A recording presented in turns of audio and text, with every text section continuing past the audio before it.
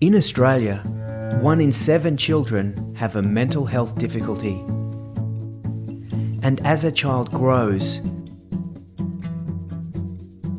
they face many challenges.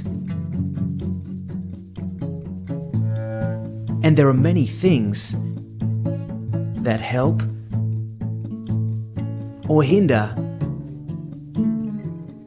their mental health and well-being. These are known as risk and protective factors.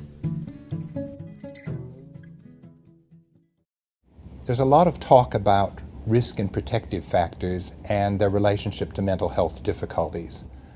A risk factor is any exposure or circumstance that increases the likelihood of a mental health difficulty. And that's in contrast to protective factors, which are, again, any exposure or circumstance when present decreases the likelihood of a mental health difficulty starting, or if it's present, diminishes the extent or severity of the mental health difficulty. Okay, we're here doing circle time today, and there's certain rules that we need to abide by. Attentive listening, keep attention to those people that are speaking, one voice only, and we're going to go through and we're going to hand out our discussion cards. Yeah? We want to make sure this is a safe environment. These are safe cards, there's nothing that's really personal, but it's something that may have happened in your life. It's part of your life story. Your school is a place where students spend over 30 hours every week, so it's in a great position to promote their mental health and well-being. By limiting risk factors and enhancing protective factors, your school is making a real difference to the lives of its students. Some children might not want to come to school because of bullies, and they might not like their teacher and what they do at school. Maybe if kids put them down, or they're not training them right, or they don't think they can do well in school, like they don't think they're good at maths or something.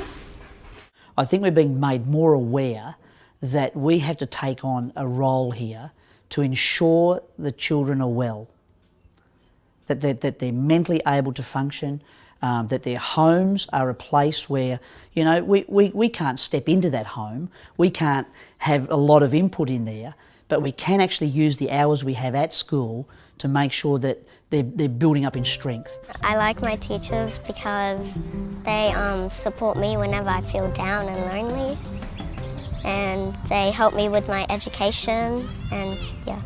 The teachers, they help you with your work so that if you're going to high school next year like I am, you've got your confidence ready for it, and that's what my teacher's helping me with at the moment, confidence. And the teachers, they're also really good because I haven't missed a day this year because I enjoy being at school with the teachers.